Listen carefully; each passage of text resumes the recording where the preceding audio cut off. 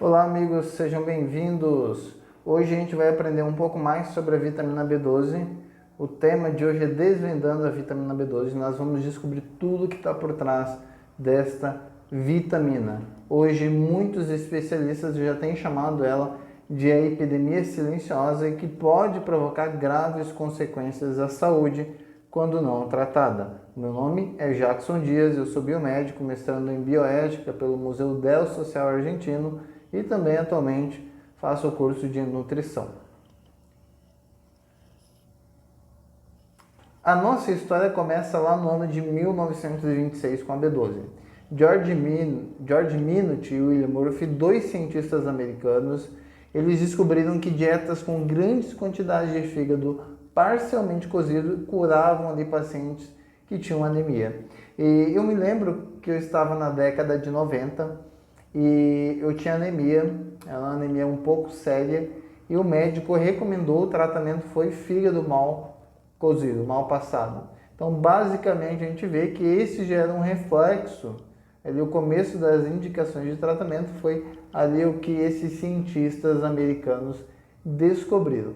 E por mais que esse não fosse o melhor tratamento, era a única coisa que eles tinham, e obviamente ajudou a salvar muitas vidas.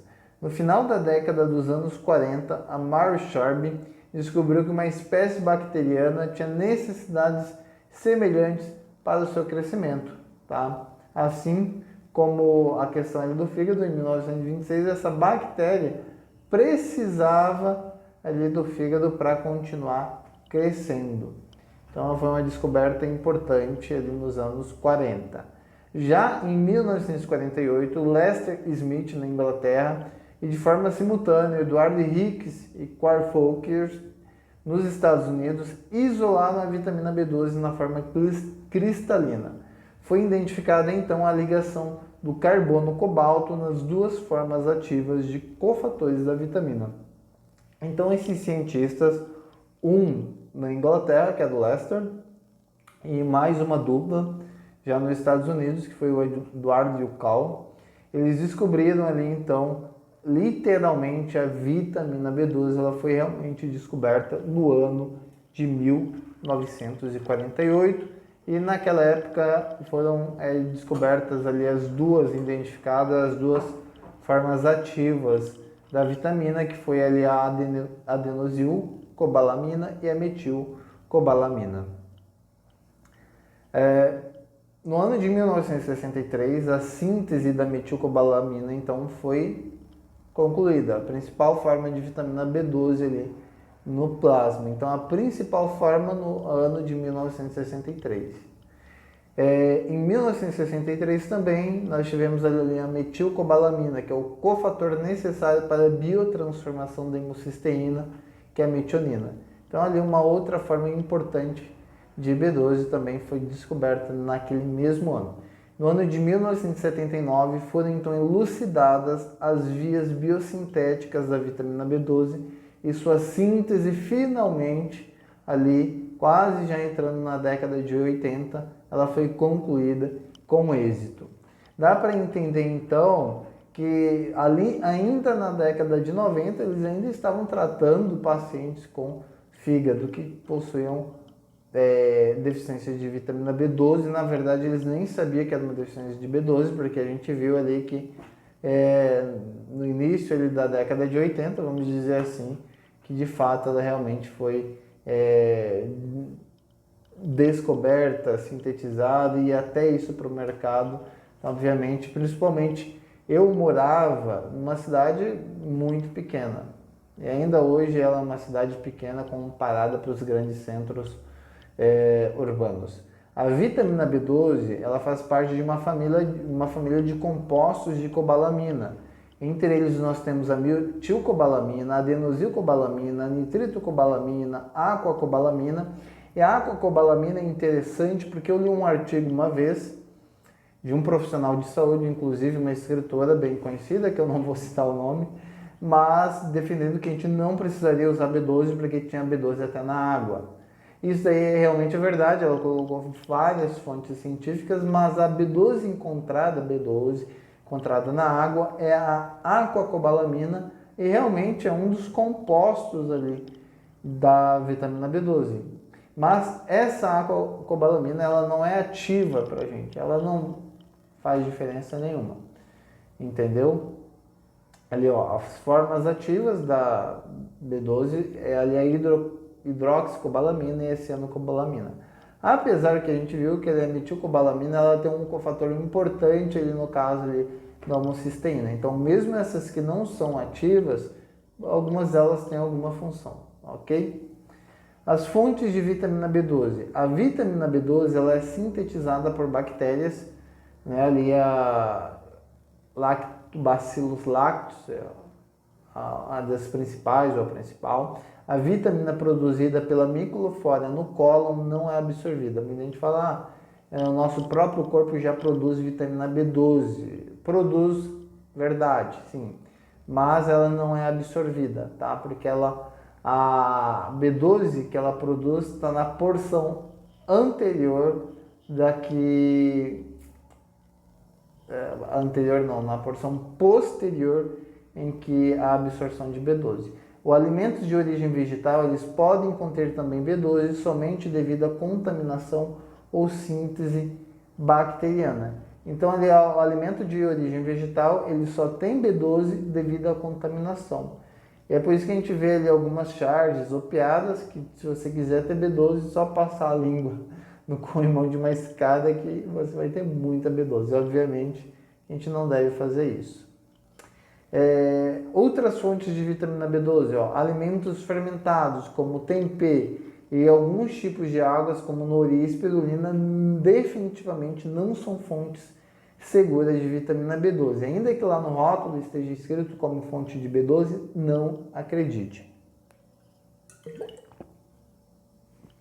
Fontes ricas em vitamina B12 realmente são ali o fígado, rim, leite, ovos, peixe, queijo e carnes com músculo.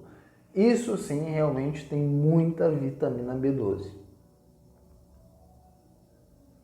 Até este momento, nenhuma fonte de vitamina B12 feita a partir de plantas foi certificada. Estes são os exemplos mais conhecidos de alimentos vegetais que contêm análogos de vitamina B12, que nós temos ali, no caso, a espirulina, a nori, o miso, a kami. Então, isso tem B12? Tem, mas é fonte análoga de B12. Apesar desta descoberta, alguns destes alimentos ainda são comercializados, infelizmente, como contendo fontes de vitamina B12 vegetal. Ironicamente, uma dose elevada de análogas da vitamina B12 pode agravar a deficiência de vitamina B12, como explicado ali pelo Dr. Dagnelli. Enfim, esse médico aqui, esse cientista, é o que referenciou esse estudo, ok? Então, se você usar muita B12 vegetal, tá lascado, porque isso vai impedir a absorção da vitamina B12 real, tá? Então, já tem alguns estudos que podem apontar realmente isso. Só voltando ali à questão anterior, recentemente a revista Vida e Saúde, uma revista bem importante de saúde no Brasil, disse que existe a possibilidade, ainda provou, existem alguns estudos já em andamento, que o agrião ele pode conter ali vitamina B12 e não seria análoga. E daí é uma quantidade realmente ainda pequena, precisa ter um solo também preparado, um solo orgânico, mas existe sim essa possibilidade. Mas depois eu vou comentar um pouquinho sobre essas possibilidades, tá? Então fica ligado que mais para o final da aula a gente vai comentar sobre isso. Essa vai ser uma aula um pouquinho extensa porque tem assuntos muito polêmicos que eu quero tratar com vocês, ok? Os estados carenciais de vitamina B12 apontados pela ciência. Gente, parte desse material aqui foi cedida pelo Dr. Manuel Tapia, um grande amigo, foi meu professor também na L'Esperance do Brasil. Ingestão inadequada, dieta pobre. Então, uma dieta pobre de vitamina B12, uma dieta pobre, na verdade, não é de vitamina B12 em si, mas uma dieta pobre, pouca comida e alimentação vai provocar uma deficiência de B12 porque basicamente ele não come nada, tá? O vegetarianismo estrito ou veganismo, ele também está ali no topo da lista como possivelmente não, provado aqui por este livro, pelo Krause. Então ali o vegetarianismo estrito, ele com certeza ele pode provocar aí o veganismo, deficiência de B12, e hoje é o principal grupo que está no topo da lista é o vegetarianismo. O alcoolismo crônico também ele pode provocar também carência de vitamina B12. Em terceiro ali nós temos a pobreza, então pessoas pobres, como foi mencionado ali anteriormente, uma dieta pobre, inadequada de nutrientes e alimentos provoca uma carência de vitamina B12 ou pode provocar. Doutrinas religiosas, então esse é o último grupo dos principais que a gente tem no topo, que também são grupos com um nível muito elevado de deficiência de B12. Nós temos o hinduísmo, porque na Índia, uma boa parte da população indiana, até 40%, ainda é vegetariano. Isso eu acredito que é bom, mas a gente tem essa questão ali, um índice muito elevado de deficiência de vitamina B12 na Índia. Justamente por conta da religião hindu, onde eles pregam ali o bem-estar animal, o tal, a yoga, ela sempre prega que a gente deve, enfim, ter uma relação saudável com os animais, e tem todo um esquema que eu não vou entrar porque eu não entendo muito dessa parte, tá? Mas ali o hinduísmo, adventistas do sétimo dia, eles promovem uma dieta vegetariana, eu sou adventista também, e depois a gente vai entender um pouquinho sobre essa situação, porque de nós termos algumas religiões citadas aí. Tá? Esses dois grupos aparecem porque são os maiores, mas a gente tem ali outros grupos que também podem entrar como religiosos com um nível de deficiência de vitamina B12 ou carência elevado. Nós temos os Hare Krishnas, nós temos o budismo, mas o budismo acaba daí se segmentando, temos o budismo hindu, temos o budismo tibetano e por aí vai, entendeu? Então acredito que a questão do budismo a gente pode introduzir, deixar ele também ali junto com o hinduísmo. Dietas da moda, algumas dietas malucas também, tu tem restrição total de alguns alimentos, e daí também pode ter uma carência de vitamina B12. Já vi dieta até da água que tu ficava tipo 15 dias só tomando água, entendeu? Então a gente tem que ter cuidado com algumas dietas. Esse aqui é a ingestão dietética de referência para a vitamina B12, os grupos etários, e aqui no meu lado direito a recomendação diária de B12. Ok? Para bebês de 0 a 6 meses, a recomendação diária é de 0,4. Esse aqui é um artigo, uma referência do ano de 1998, então já é uma referência um pouquinho antiga. 7 a 12 meses, 0,5. Crianças de 1 a 3, 0,9. 4 a 8, 1,2. Então isso a gente já percebe que a recomendação ela vai aumentando conforme o indivíduo ele vai crescendo, conforme ele vai ficando mais velho. Então essa é uma informação importante, tá? Então as pessoas possuem necessidades diferentes. Olha que a diferença do homem para a mulher praticamente nenhuma, tá? É a mesma ali a recomendação diária de vitamina B12, mas tem uma diferença entre crianças e adultos, tá? Uma diferença considerável. Então os adultos, como a gente já viu anteriormente, precisam de mais B12, ok? E as gestantes? Daí a coisa muda totalmente, porque a gestante ela tem uma recomendação diária bem mais elevada do que as outras pessoas. E a mulher que está em lactação, que está amamentando, ela possui uma necessidade diária ainda maior, porque, obviamente, ela precisa passar B12 dela para o seu bebê. Ok? Essa é uma referência também de 1998. Resumindo aqui, nós temos uma diferença crescente. Bebês, crianças, adultos, gestantes e lactantes, entendeu? Então, a que mais necessita de B12 é a mulher ali que está no período de amamentação. A B12, onde que a gente encontra B12, Jackson?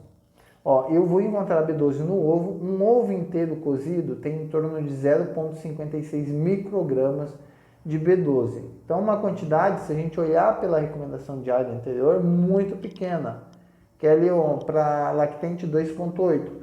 Quantos ovos por dia que essa mulher precisaria comer para ter ali a quantidade de B12 necessária?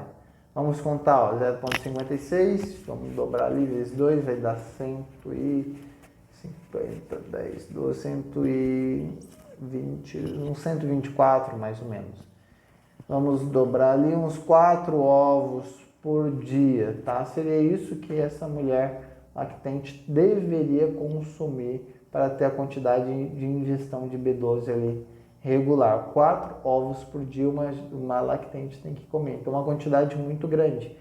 Então vamos pensar nisso, ó, a longo prazo, a quantidade de colesterol que não tem um ovo. Um ovo tem mais colesterol do que um bife, entendeu? Então o ovo é a fonte rica ali de colesterol. Da mesma forma que ele tem uma quantidade boa de B12, ele também tem de outras coisas. Uma xícara de leite tem ali um pouco mais de B12, mas ainda assim, ó, essa mulher lactente, ela teria que tomar quantas xícaras de leite por dia?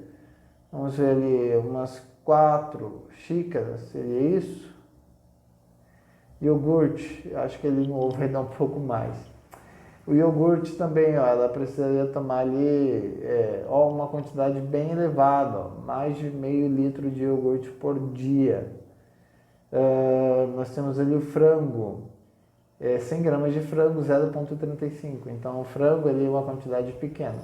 Tá? Então, realmente, essa alimentação produz uma quantidade insuficiente de B12.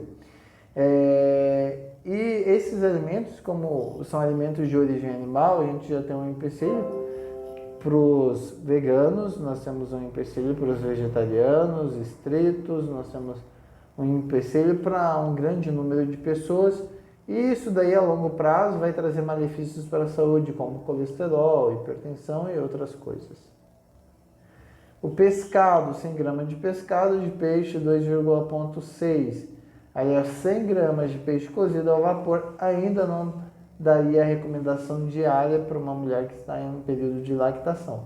Ela teria que comer peixe, mais de 100 gramas de peixe todos os dias. Um pouquinho mais de 100 gramas. Poderia colocar ali 120 gramas de peixe por dia.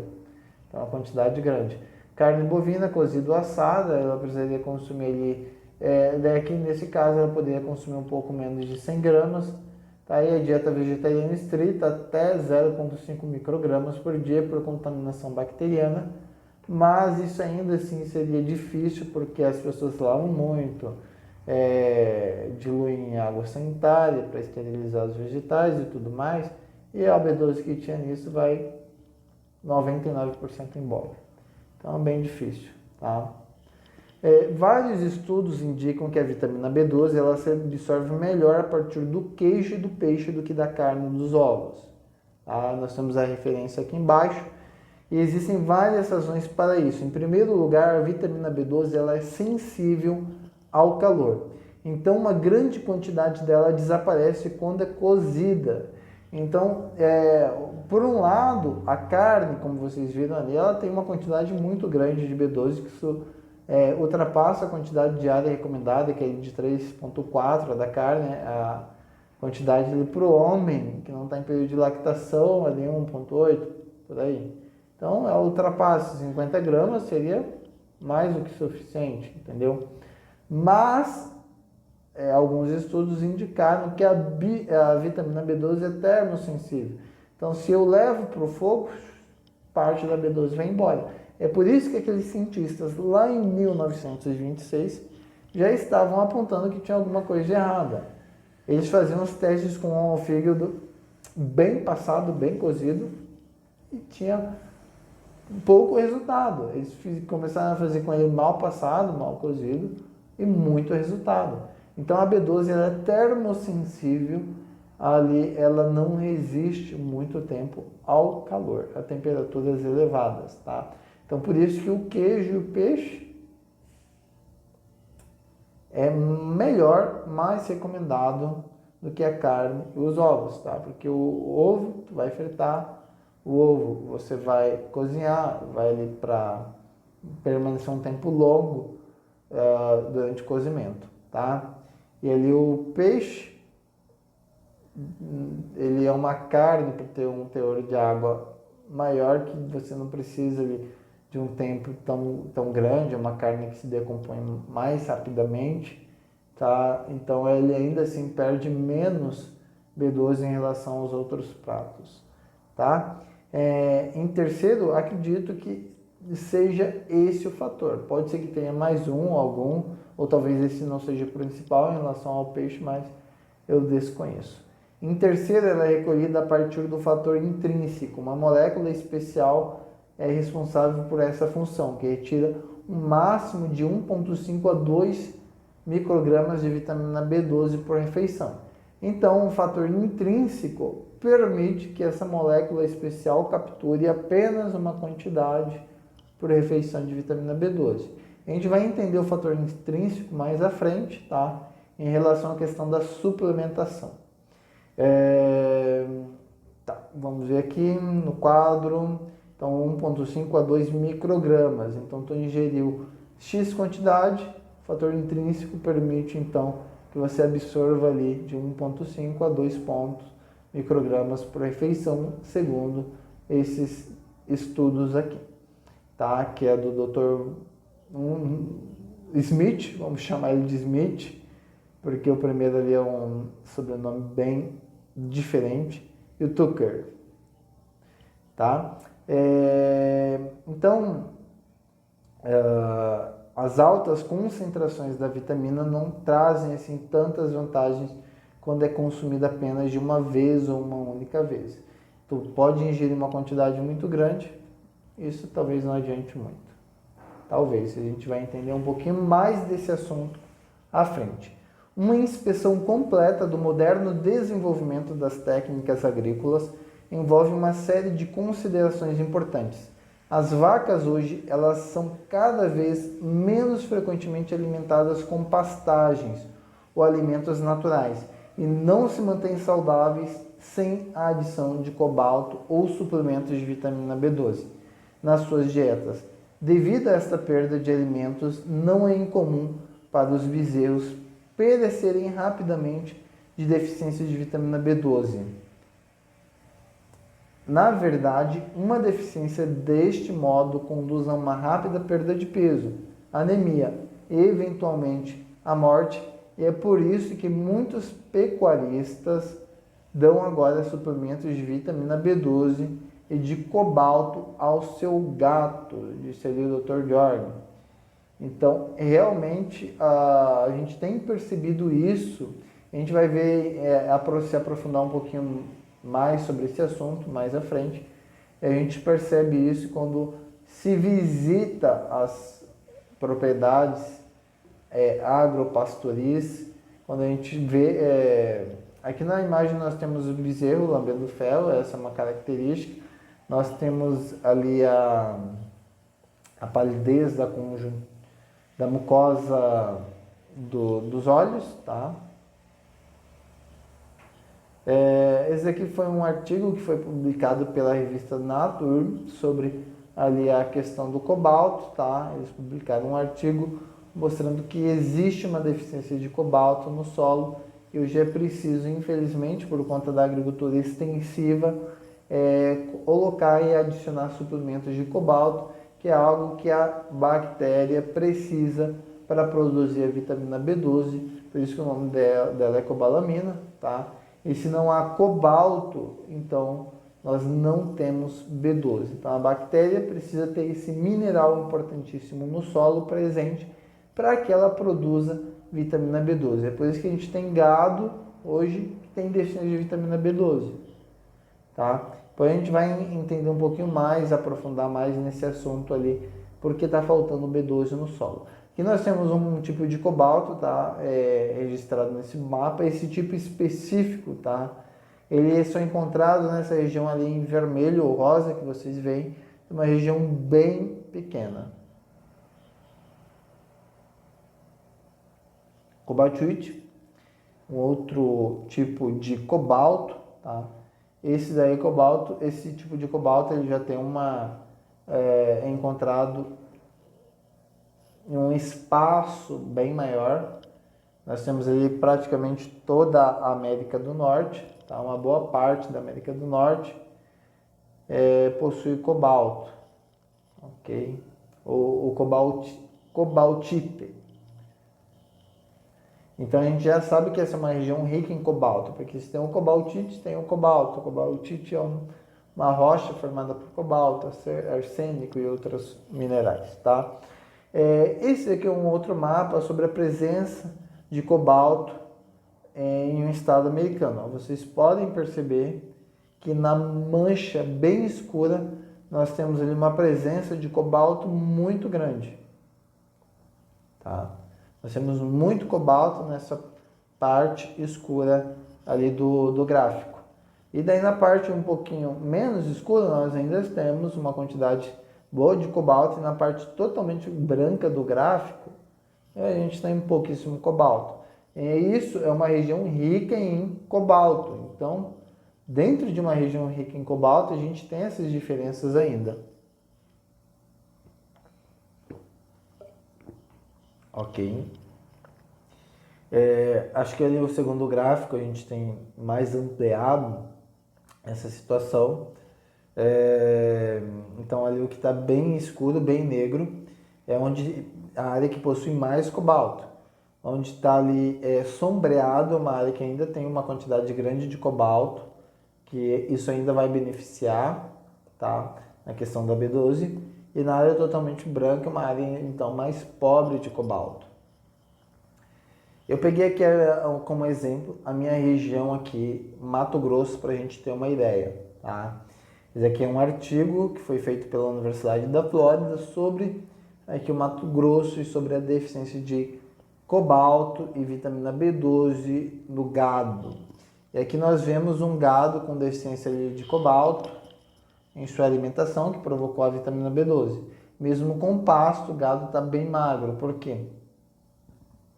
Porque falta B12, tá? Magreza extrema,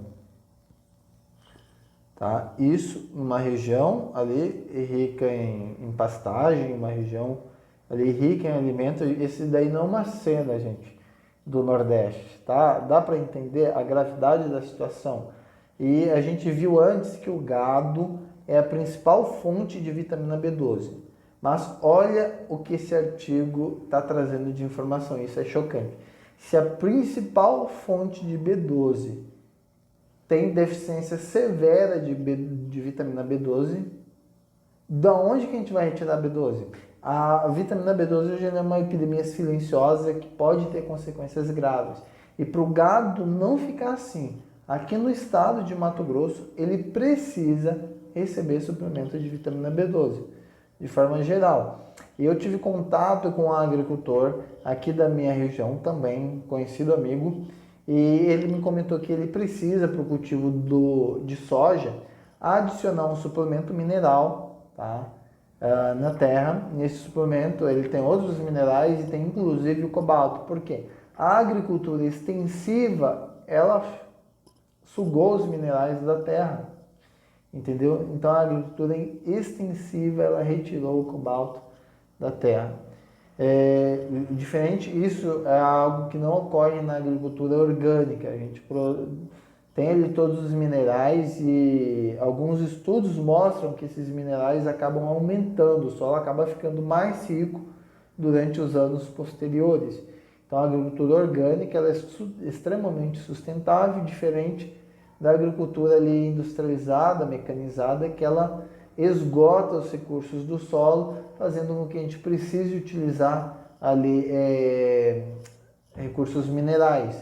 E um dia o documentário que eu recomendo é o Como Alimentar 10 Bilhões, e lá fala um pouquinho sobre toda essa questão da mineração dos fertilizantes minerais para a agroindústria.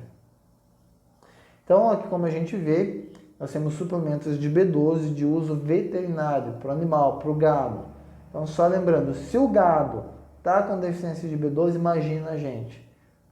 Muita gente fala, vamos comer carne porque eu estou com anemia, eu estou com B12. Opa, o gado também pode ficar com B12. Talvez você não está tendo deficiência porque tu está comendo uma carne de um gado que foi tratado com vitamina B12. Mas você tem hipertensão, você tem colesterol, você tem diabetes, você tem N doenças por conta dessa alimentação que você leva. Então, será que é viável eu consumir essa carne só porque ela tem B12 e a B12 que ela tem ainda não é a B12 lá da terra, que antigamente era essa que o gado tinha e não essa que agora é injetada nele?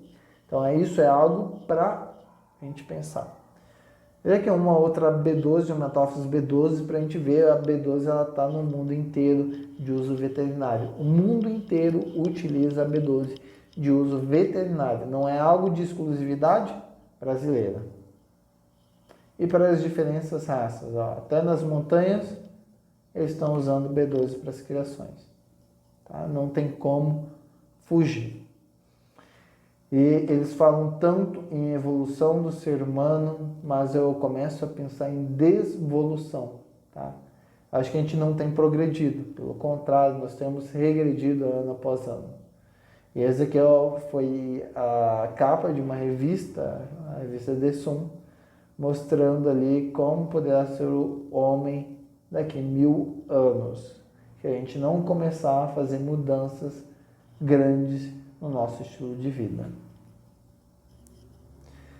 E será que eu não tenho solução? Será que eu preciso recorrer à suplementação? É uma pergunta que muita gente me faz.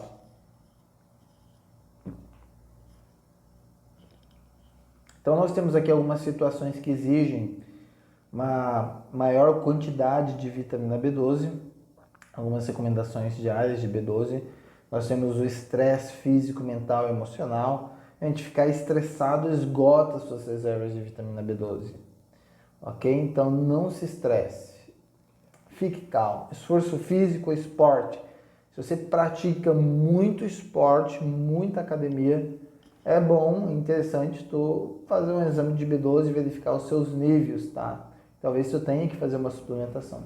Se você fuma, se você bebe, não água, porque aqui tem água, tá? Se você toma café, muito café, também esses hábitos, eles podem esgotar a sua reserva de vitamina B12.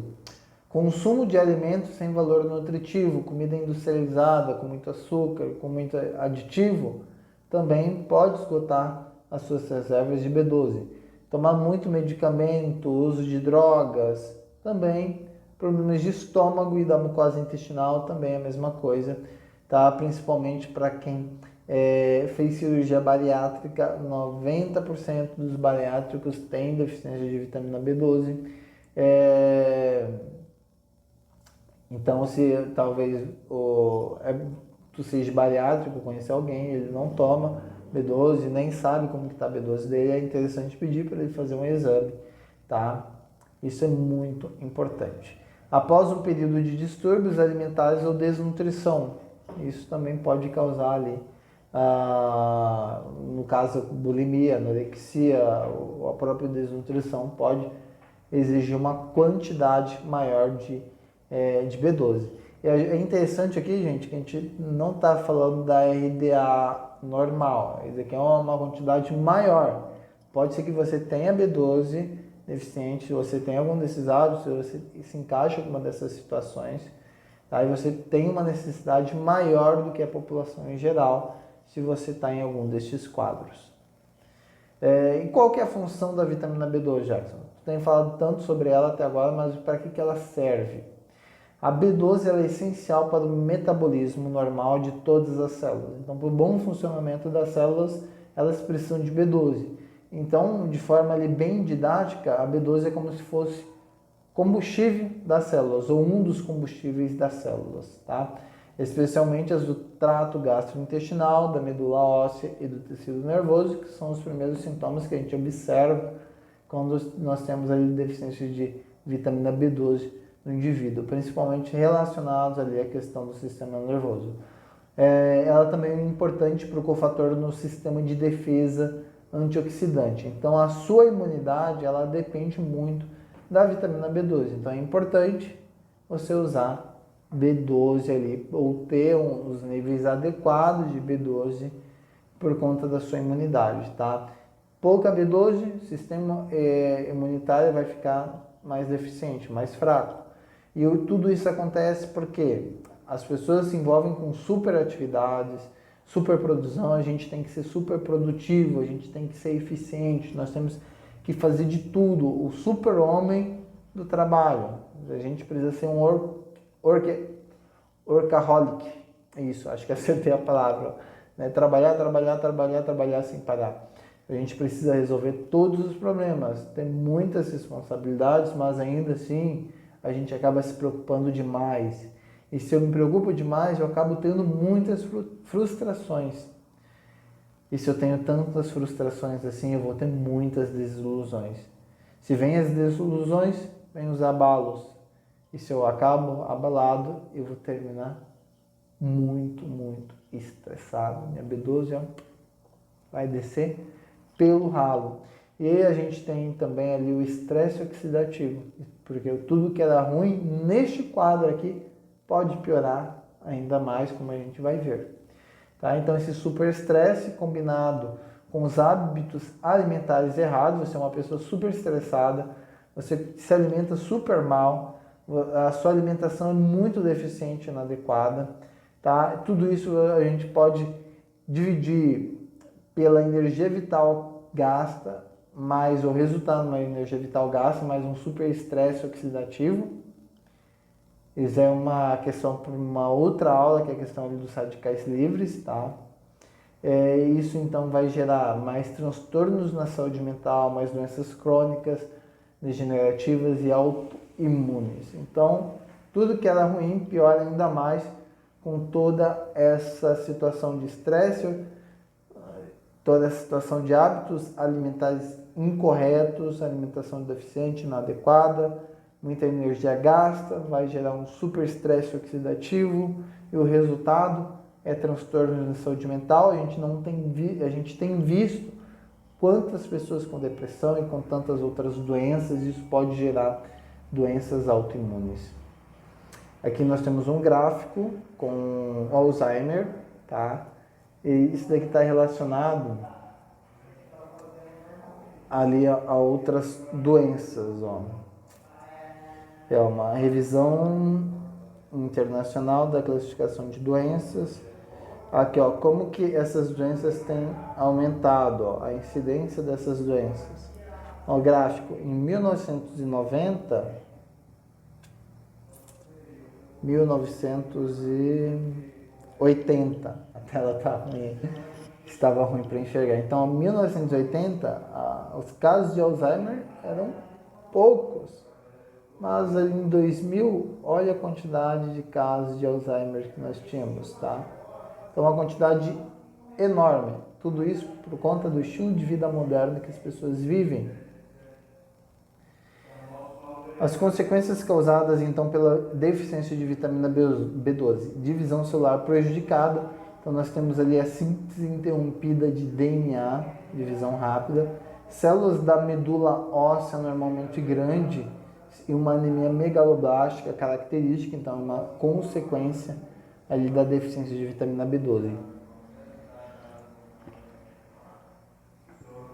Consequências causadas pela deficiência de B12 ainda: anormalidades neurológicas, neuropatia progressiva com desmielinização nervosa, começando perificamente e progredindo para o centro. Então, o que é essa desmielinização nervosa? Nós temos aqui, ó, a foto, que a gente chama de neurônio, e nós temos o neurônio, o corpo celular, membrana basal, a baía de mielina e o axônio. Quando ocorre essa deficiência de B12, nós temos então esse processo de desmielinização. Então ele vai perdendo o que a gente chama de bainha de mielina, entendeu? Então isso tudo vai provocando consequências desastrosas para o sistema nervoso central, tá? Que é uma das partes ali do neurônio. Esse daqui eu já mencionei. Ok. Tonalidade amarelo-limão da pele e dos olhos, então a pele e os olhos ficam com uma tonalidade pálida. Fraqueza e cansaço excessivo, então a pessoa sente-se com frequência muito cansada, muito fadiga. Muita gente acha que a pessoa está com preguiça, mas talvez não, a situação não é questão de preguiça não. Entorpecimento, tá? Formigação, a pessoa sente como se estivesse pisando em formigueiro, muitas vezes. Queimação nos pés, pontada nas mãos e também nos pés, rigidez e fraqueza generalizada nas pernas.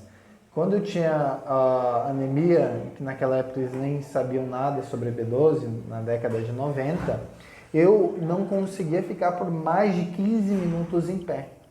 Então eu tinha uma fraqueza muito, muito, muito grande nas pernas. 15 minutos era o limite e eu precisava sentar. Provavelmente era uma deficiência de vitamina B12 grave que eu tinha, porque o médico, e se eu não melhorasse, eu precisaria fazer transfusão de sangue.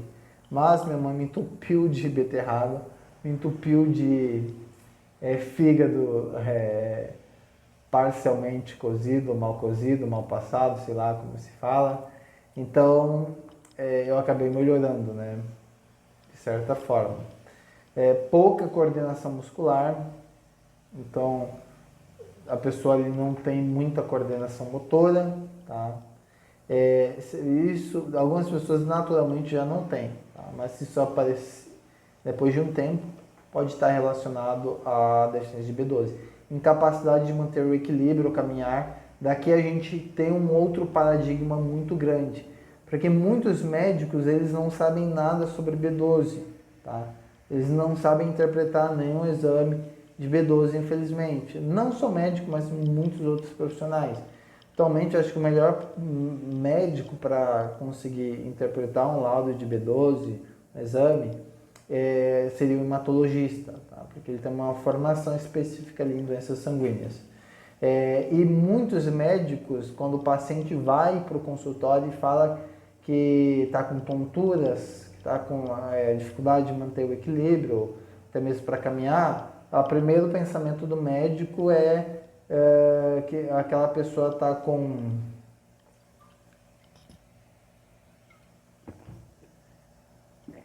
perdão, gente, que aquela pessoa está com aquela doença lá da falta de equilíbrio. Me deu agora um branco, me esqueci, que está com a falta de equilíbrio, a palavra está aqui, mas daqui a pouco eu comento para vocês. Diminuição da sensação de vibração em posição, memórias de curto prazo e recente prejudicadas, não é o meu caso, porque eu fui pensar em outra coisa, acabei esquecendo, mas enfim, raciocínio prejudicado e depressão pode estar presentes, memória precária, alucinações, distúrbios de humor, irritabilidade, irregularidade no ciclo menstrual. Então, todos esses são sintomas da deficiência de vitamina B12. Então, por isso que é bom e importante a gente estar ligado nesses sintomas. E o que eu estava falando lá do sintoma é relacionado ao equilíbrio, à dificuldade, às vezes até de caminhar, às vezes sintoma de pêndulo, tonturas, é a labirintite. Então, muitos médicos acabam pensando, o paciente chegou com esses sintomas, só faz ali o exame clínico, só faz a anamnese, o exame físico, tá? Não pede nenhum exame laboratorial, nenhum exame específico, e acaba já diagnosticando como um paciente com labirintite. E aqui eu fiz uma pesquisa em uma cidade aqui do interior do meu estado, e de cada 20 pessoas que eu entrevistei, 15 mencionavam sintomas de labirintite, mencionavam inclusive a doença. Não sei se foi por causa que eu peguei um grupo bem específico, tá? Mas isso acabou me chamando a atenção, que é uma região também ali bastante agropastoril, uma cidadezinha próxima à capital do gado, que eles chamam aqui no Mato Grosso, que é Juara, que é uma cidade ali que tem, sei lá, uns 50 mil habitantes, mas tem mais de 1 milhão de cabeças de gados.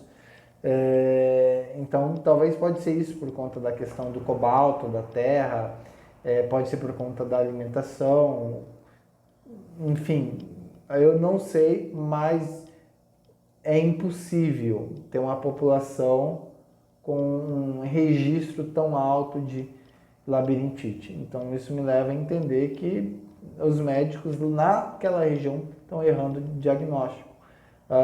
Jackson, você está falando bobagem, você pode pensar, mas não, a gente vai ver depois, tem um livro importante escrito por um médico, uma enfermeira, sobre isso, nós temos um filme, nós temos muita coisa que corrobora com essa informação que eu estou dizendo.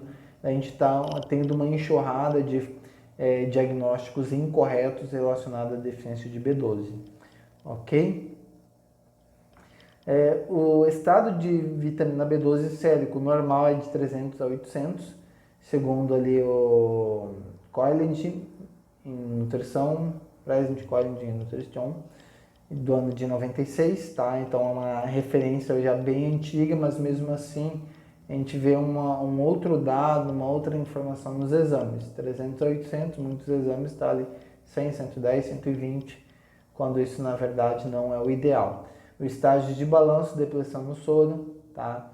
Abaixo de 300, então abaixo de 300 já significaria que tu teria que suplementar, caso tu faça um exame e esse seja o resultado. Uma depressão nas células seria abaixo de 200, uma deficiência abaixo de 150. Então, este combustível das células acaba sendo notado, percebido ali abaixo de 200. Então, significa que ele já está faltando nas células.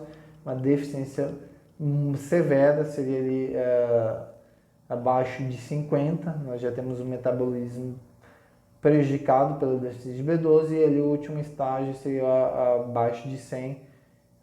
Esse daqui sim é o mais severo de todos. Nós já temos comprometimento clínico com todos os sintomas possíveis, literalmente todos, tá? Ingestão dietética de referência para a vitamina B12. Outros estudos mostram que o nível seguro de vitamina B12 deve ficar sempre acima de 490 picogramas por ml em adultos. Então 490, alguns as referências chegam ali como 100, 110, 115, 120. Então, um nível muito, muito baixo quando um adulto precisaria dele. Segundo esse artigo da revista Clean Shin Acta 2002, teria que ter no mínimo 490, ok?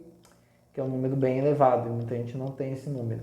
A deficiência de vitamina B12 em onívoros ou vegetarianos não deve jamais ser tratada com a dieta, pois essa conduta é ineficaz. Por quê? Amigo, se a pessoa já está com deficiência de B12, significa que nem a dieta, nem a alimentação conseguiu suprir as necessidades. Então não adianta pensar, vou dar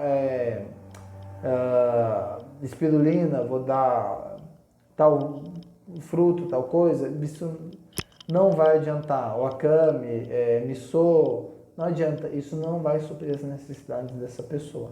E ainda a gente tem a questão da B12 análoga, que daí a situação pode ficar pior ainda. Esses daqui são os valores de referências para um adulto médio, e a gente vê que o valor de referência ele muda ano após ano, porque cada laboratório a gente tem um protocolo. Então eles fazem ali, eles lançam todo ano um novo protocolo, tá? Então todo ano o valor de referência muda. Então por isso que muitos médicos acabam não sabendo compreender aquele valor de referência, não entendem qual que é o valor de referência ideal para aquela pessoa.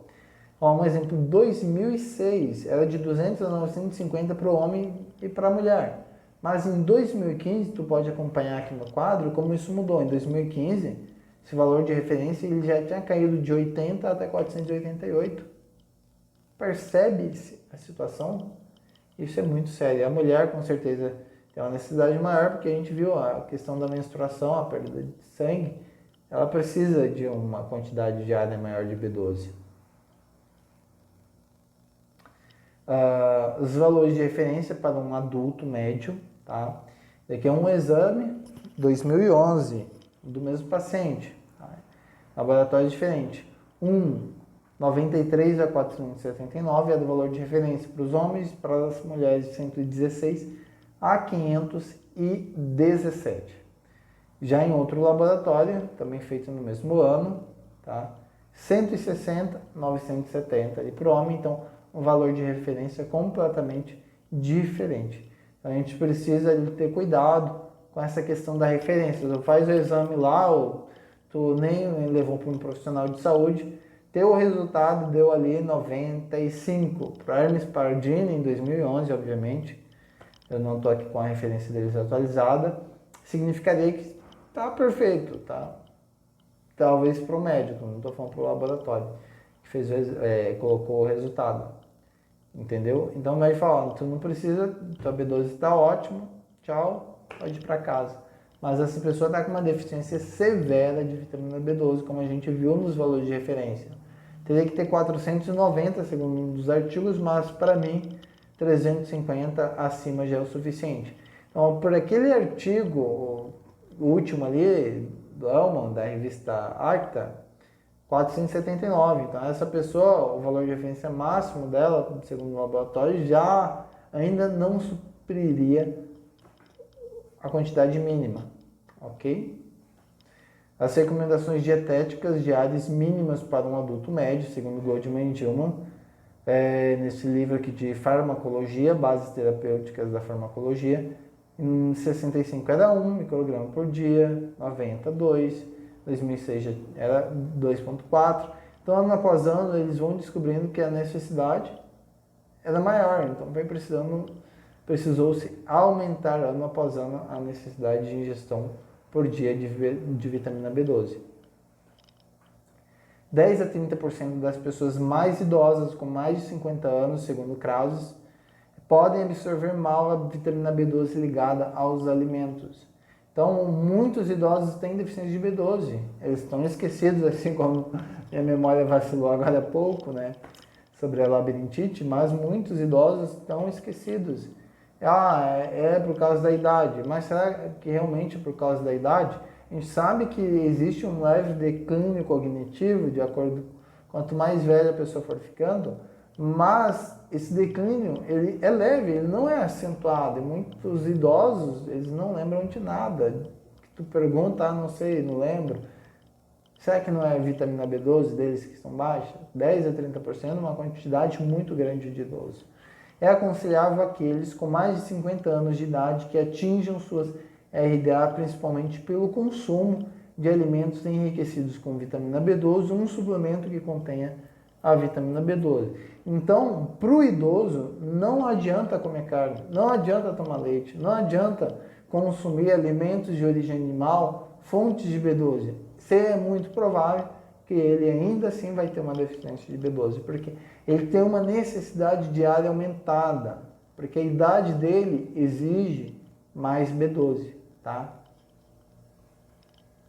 Estudo de casos atuais, aqui nós temos o caso de uma lacto-ovo-vegetariana, 40 anos, 3 anos e meio sem comer carne nenhuma, consumia 2 ovos e 100 gramas de queijo por semana. A B12 dela estava em 108, então estava baixa, tá? Ela comia 2 ovos e 100 gramas de queijo por semana. Então, mesmo assim, B12 baixa. Quais que eram os sintomas dessa paciente? Ela tinha sinais de cansaço, tinha falta de energia para realizar as tarefas mais simples do dia a dia, ok? E, segundo algumas referências, estava tudo ok. Vamos ver aqui o próximo. Um paciente ovo vegetariano, ele tem 57 anos, está há 17 anos sem alimentação carne, então consome nada de carne já há muito tempo. Consumo de 3 a 4 ovos por semana, tá? Então vamos colocar aqui que ele consumia quase um ovo durante a semana útil dele, que é de 5 dias, então ele comia quase um ovo por dia durante a semana útil. A B12 dele estava em 166, ele apresentava ali neuropatia nos últimos 2 anos, tá? A neuropatia, eles são sintomas atribuídos à falta de descanso, segundo o paciente, tá? Mas a gente sabe que não é. Não é somente pela falta de descanso. Esse aqui é um outro artigo, tá? Esse artigo aqui é bem interessante. Departamento de Nutrição de uma universidade alemã, ok? Tá. Eles fizeram um estudo com um grupo de 79 onívoros, consumindo todo tipo de alimentação, 66 lacto-vegetarianos e 29 vegetarianos estritos. A holotranscobalamina, ela estava, 11% deles apresentaram ali uma holotranscobalamina baixa e 16% apresentaram ali hiperhomocisteinemia, tá? É um aminoácido importante ali para triar a B12. Se a homocisteína está baixa, o risco de infarto, AVC, é elevado, ok? Mesmo em vegetarianos. O grupo ali de lacto-vegetarianos, esse número já crescia ainda mais, 77% apresentaram ali essa deficiência da holotranscobalamina e 38% da homocisteína. Então, muitos deles. E os vegetarianos estritos, que são aqueles que não consomem nada de origem animal, da holotranscobalamina, 92%, que é uma das formas ali da vitamina B12, e a homocisteína, 67%. Então, a maior parte dos vegetarianos apresentaram deficiência, uma maior também dos lacto-vegetarianos e dos onívoros. Quando a gente pega ali a questão da hiperhomocisteinemia, esse número chegou a 16%. Tá? Então, vamos ver aqui, 16%, 10% seria quase 8%. Tá? Então, vamos colocar ali uns 10 de 79, 10 apresentaram deficiência de homocisteína ou holotranscobalamina. Tá? Acho que seria mais ou menos isso. Não sou bom de matemática, mas dá para imaginar que esse seja o nível. O Dr. Jorgen, não sei como se fala, mas é um nome alemão, ele diz, é um especialista em vitamina B12. Níveis elevados de homocisteína são encontrados frequentemente em pessoas idosas ou vegetarianas. Então, você que é idoso pode ter deficiência de vitamina B12. A causa é muitas vezes a falta de vitamina B12. Então, algo simples de resolver. Suplementou? Acabou. Enquanto a dieta vegetariana naturalmente contém pequenas quantidades de vitamina B12, os problemas de absorção da vitamina podem causar deficiências em idosos. Os indivíduos mais velhos têm cerca de 40 a 60% de homocisteína a mais e contribuem para o risco de níveis elevados de homocisteína, um elevado consumo de álcool e de café também. A utilização de drogas e condições como doenças do estômago, intestinos e fígados também coloca essas pessoas em ali maus lençóis. Então, essas pessoas precisam ficar alerta, como que o número é preocupante em relação ao idoso. 40 a 60%. Ok? Mais da metade dos idosos, segundo esse outro estudo do Dr. Jorg, pode ter deficiência de B12. Essa referência aqui é de 2005 do Jornal Brasileiro de Patologia e Medicina Laboratorial. Neles eles trouxeram que estudos epidemiológicos em países industrializados mostraram uma prevalência de deficiência de vitamina B12 na população geral próxima a 20%. Então, esse estudo de 2005 do Jornal Brasileiro de Patologia Médica Laboratorial, de Medicina Laboratorial, mostrou que 20% da população geral pode ter deficiência de B12. Quando eu falo de população geral, qual que é a maioria da população geral? Os vegetarianos ou os onívoros? Obviamente que são os onívoros, tá? Mas de forma geral, resumindo, 20% deles podem ter deficiência de B12. Então, mesmo que tu consuma muita carne, talvez tu não tenha ali o fator intrínseco e você pode sim ter deficiência de B12, mesmo consumindo muito alimento que possua B12, que são os alimentos ricos em derivados animais. Shields, Olson, J. Shaik, Ross, enfim, esse é o Tratado de Nutrição Moderna na Saúde e na Doença. É uma medição e nós temos aqui algo bem interessante. A gastrectomia total reduz a absorção fisiológica da cobalamina a praticamente zero. Então, segundo esses autores, você faz ali gastrectomia, redução de estômago, a sua B12 vai para praticamente zero, a sua absorção fisiológica, ok? Produzindo uma deficiência de cobalamina suficiente para induzir a anemia megaloblástica após um período de 4 a 7 anos. Então, essa pessoa vai provavelmente desenvolver uma anemia megaloblástica após 4 a 7 anos de ter feito ali essa cirurgia. Por isso que precisa pensar 2 vezes antes de tomar uma atitude totalmente radical. Essa daqui é a posição oficial da Igreja Adventista do Sétimo Dia, porque eles possuem muitos vegetarianos no meio e incentivam ali também a dieta vegetariana. E eles têm uma posição referente a isso, para a gente entender um pouquinho mais. Como eu disse, eu também faço parte desta comunidade. Vegetarianos estritos deveriam incluir em sua dieta alimentos enriquecidos com vitamina B12 ou usar suplementos de vitamina B12. Isso deveria ser observado, especialmente por aquelas pessoas que estão grávidas ou no período da amamentação, como a gente viu, gestantes e lactentes possuem uma necessidade diária de vitamina B12 muito maior. Então, essa é a posição oficial da igreja, tá? Isso daqui foi um voto durante a conferência de nutrição da Igreja Adventista do Sétimo Dia. Ok? Esse aqui é um gráfico sobre a absorção de uma dose única de vitamina B12 em indivíduos normais. Na faixa azul, na linha azul, nós temos aqui a ingestão da B12 e na faixa vermelha ou rosa nós temos ali a absorção. A gente vê ali uma quantidade de 5 microgramas de B12, a absorção vai ser de 0,8. E conforme for absorvendo, e conforme esse número vai aumentando, nós vemos ali que a absorção pode aumentar ou diminuir também. 10, a absorção vai ser ali de 16%, tá?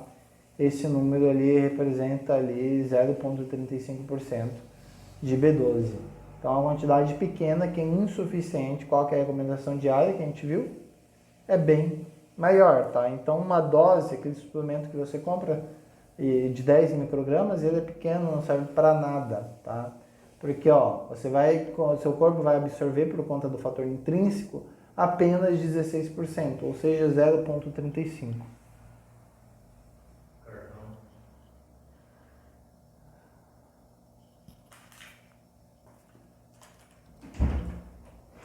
Vou pausar aqui. Tá aqui na minha bolsa. Não tem. Manutenção. Vamos ver aqui as doses de vitamina B12.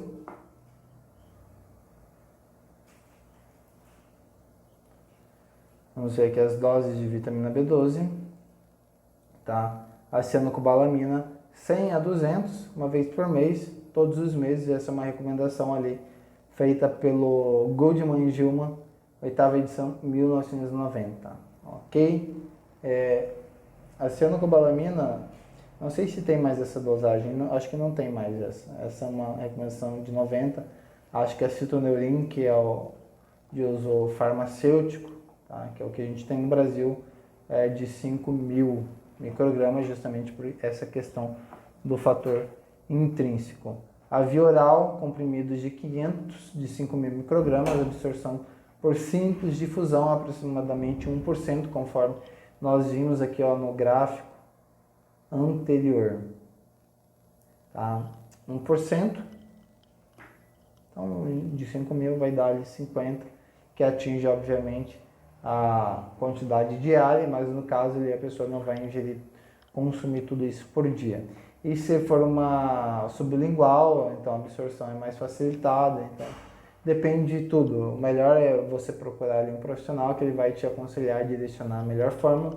A gente está vendo aqui algumas referências, tá, científicas, ok?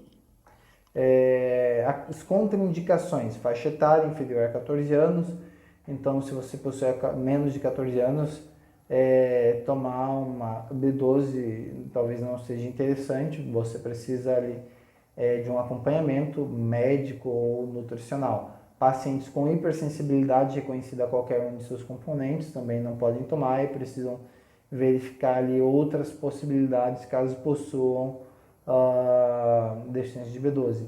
Pacientes com Parkinson em tratamento com levodopa isolada. Então, quem for parkinsoniano precisa também ali verificar ali outras formas de suplementação. Informar também ao médico ou cirurgião dentista se está fazendo uso de algum outro medicamento, tá? Então, essas são algumas recomendações, principalmente ele relacionado a Citoneurin, que é o nome comercial de uma que eu nem recomendo muito. Eu tomei ela por muito tempo, eu tenho deficiência de vitamina B12, então eu tenho que sempre estar suplementando, mas eu consegui depois trocar para um suplemento melhor. Tá? Então só recomendo ali para deficiência mais séria e grave, ainda com acompanhamento profissional, porque obviamente é um medicamento, tá? A Citoneurin não é um suplemento, então isso precisa ficar bem claro. Os alimentos enriquecidos com B12, então, se você quiser suplementar através da alimentação, existem alguns alimentos, aqui principalmente em relação às crianças, tá? Você pode dar para o seu filho a Soy Milk, 300 gramas, ela é da Ovelbra, tá? E ela tem ali 0,3 microgramas de vitamina B12, tá? Em 3 colheres de sopa. Supra Soy integral, 350 gramas de Josapar, fabricada também na Bélgica, 0,9 microgramas de vitamina B12, 26 gramas, tá? Eu falei 3, mas não é. As gramas são ali, essas outras aqui, da fileira do meio. A Supra Soy sem lactose, 300 gramas de Josapar, marca nacional, ela tem ali 0,9. Eu já comprei essas marcas e elas são boas, tá? São muito boas. Eu já comprei da Josapar. Da Soy Milk eu acho que comprei também já uma vez. Mas para o adulto a gente vê que daí precisa aumentar. E como é uma B12 que não é muito barata, então talvez não seja tão interessante, tá? Para o adulto, mas para a criança mesmo. Maizena, que é contraindicada para crianças, alguns desses suplementos, tá? E se você não tem acesso ali à internet, outras coisas, ou mora em um local mais isolado, ou conhece alguém que precisa suplementar, então todas essas informações são relevantes, tá? Ou tu prefira dar um alimento, é relevante saber. A rosina, a maizena rosina, ela tem LB12 adicionada, 1 micrograma. A maizena cremogena, tá? Ela tem 1 micrograma também. O creme de arroz da Yoki também tem B12 adicionada. Esses aqui são alguns suplementos também, eu não vou me ater a este quadro aqui, mas a gente tem ali diversos. Eu não sou muito favorável a esses suplementos, mas porque você tem a necessidade de consumir ele todos os dias, né? O uso deles é diário, ele tem outras substâncias. E a questão da suplementação é complicada, tá? Porque algumas vitaminas impedem a absorção de outras, então se você não tem deficiência, não tem por que tomar. Então precisa realmente fazer ali um acompanhamento nutricional, médico, para saber certinho qual seria a melhor neste caso, se tu optar por fazer esse tipo de suplementação. Então existem várias ali no mercado, várias marcas, tá? Isso tudo é bem interessante, então tem um leque de possibilidades. Esse aqui é o caso da Paty, a gente vê aqui as curvas de B12 sérica e homocisteína em função do tempo com e sem suplementação de vitamina B12. A faixa azul, ó, ela começou ali com a B12 de 184, muito baixo o nível de B12 dela, a homocisteína dela estava em 8,7, estava bem alta, tá? A homocisteína tem que ser inverso, a B12 tem que ser alta e a homocisteína baixa. Estava ao contrário, ela estava com a homocisteína elevadíssima e a B12 muito baixa. Ela começa a fazer a suplementação, ela fez por 40 dias, 5.000 microgramas por dia, como a gente pode ver aqui, durante 40 dias, e a B12 dela vai lá em cima, 1.376, nesse período de 40 dias, então fica no topo. E depois ela troca, né? Por 7 meses ela começa a fazer a suplementação 2 vezes por mês apenas, ok? E a gente vê essa queda da B12 dela, tá? Então ela tem uma queda de B12 bem acentuada, e a homocisteína depois ela acaba aumentando um pouco, tá?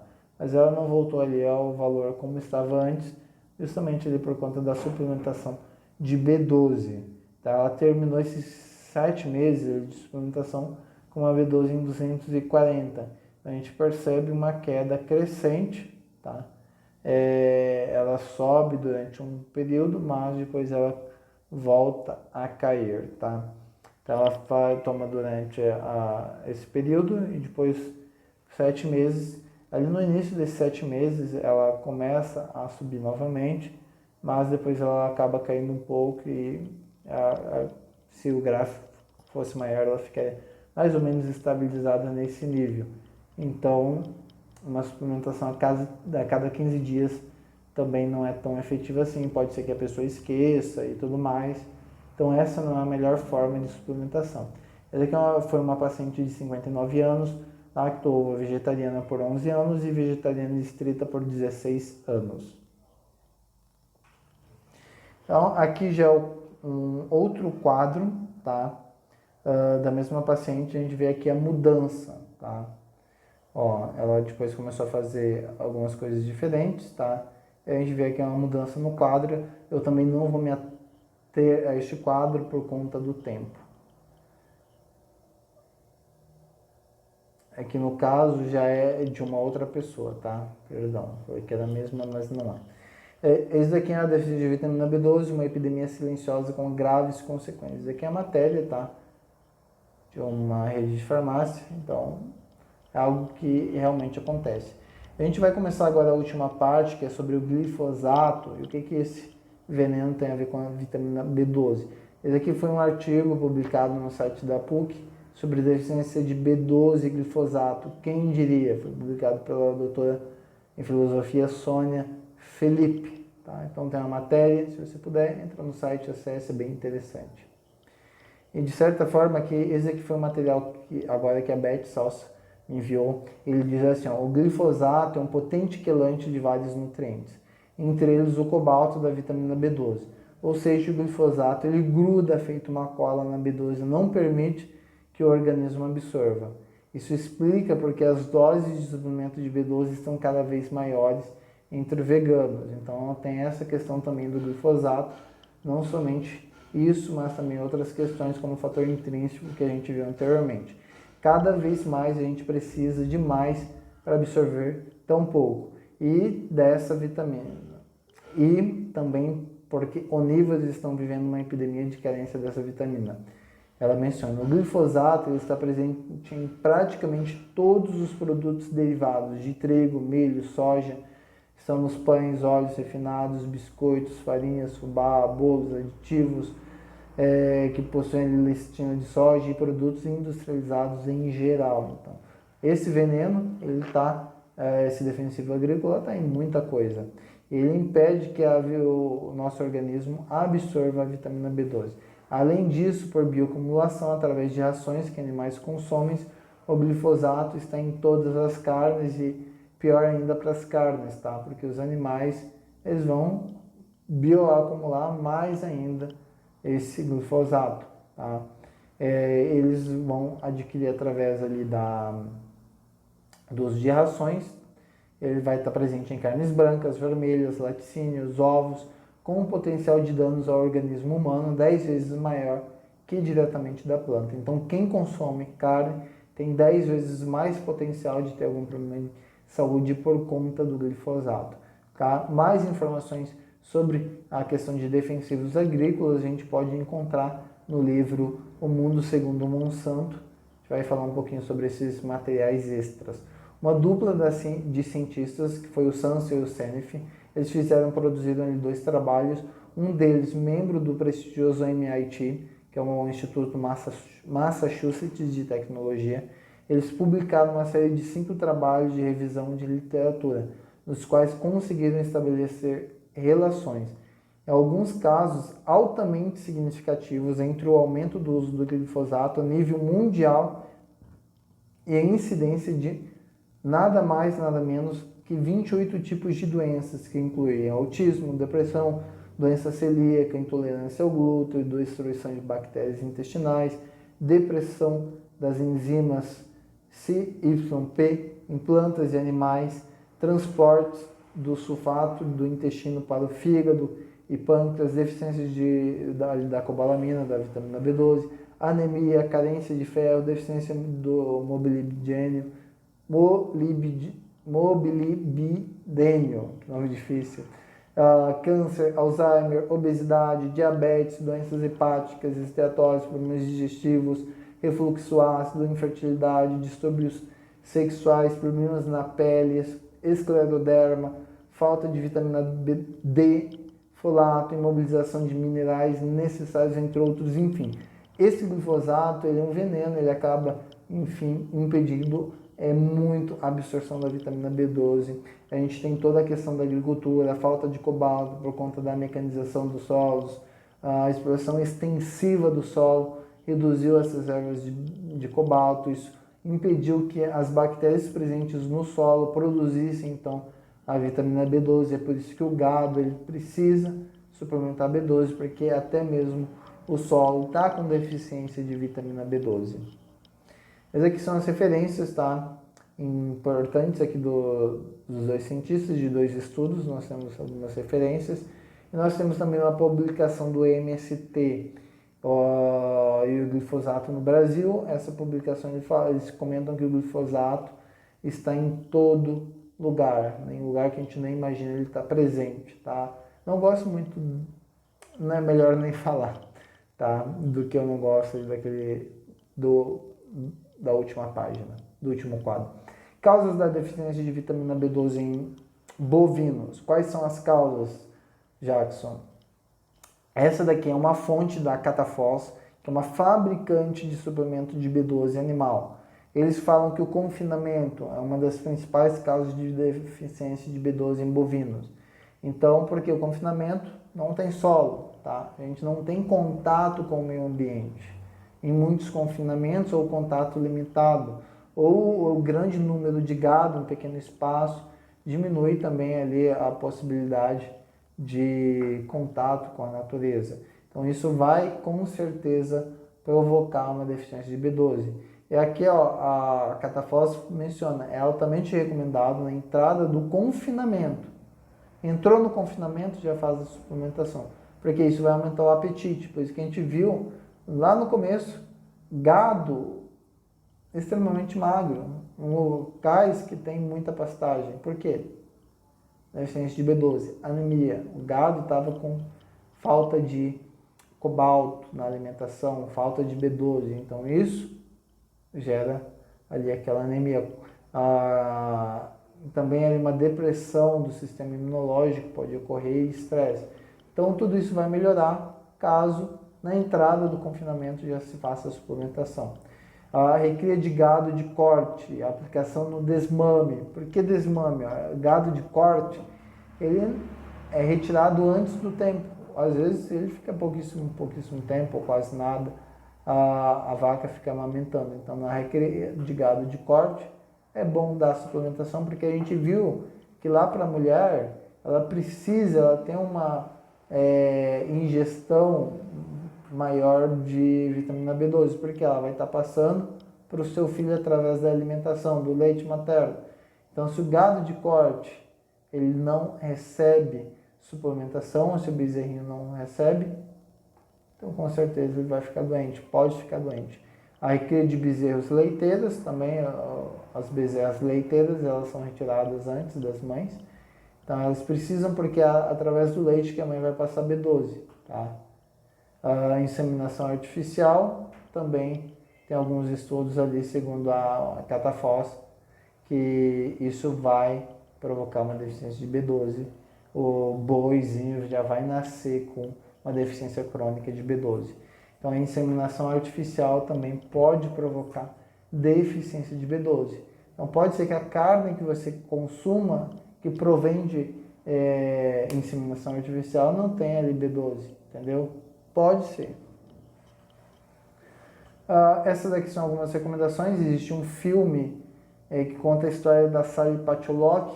A Sally Patcholock escreveu o livro que está à direita aqui no quadro, E se for a B12, que foi uma enfermeira que denunciou a questão da B12 e colocou que existe realmente uma questão ali de diagnósticos incorretos, uma enorme quantidade, e fizeram um filme muito bem feito sobre a vida dela, a história e toda a guerra dela contra o lobby ali da medicina, contra a questão da B12. Ela recebeu algumas sanções, foi perseguida, mas enfim, esse livro é um livro escrito para pessoas como você, tá? Como eu, como você, pessoas que talvez não tenham muito conhecimento, questão de medicina e nutrição, tá? Um livro escrito para leigos, mas também para profissionais.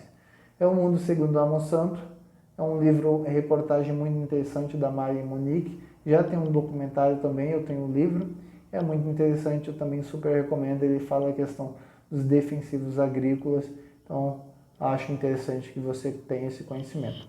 Se você tiver alguma dúvida, quiser fazer algum contato profissional para palestras, para qualquer coisa, mande um e-mail ou mande um WhatsApp, eu vou ficar muito feliz se eu puder te ajudar. Então, é isso aí. Se você tiver alguma dúvida, coloca nos comentários, se tiver alguma pergunta, algum questionamento. Vai ser o prazer maior do mundo poder te ajudar na medida do possível. Um abraço, se inscreva, deixe o seu comentário, compartilhe esse vídeo que vai ser importante e vida que segue. Até o próximo vídeo.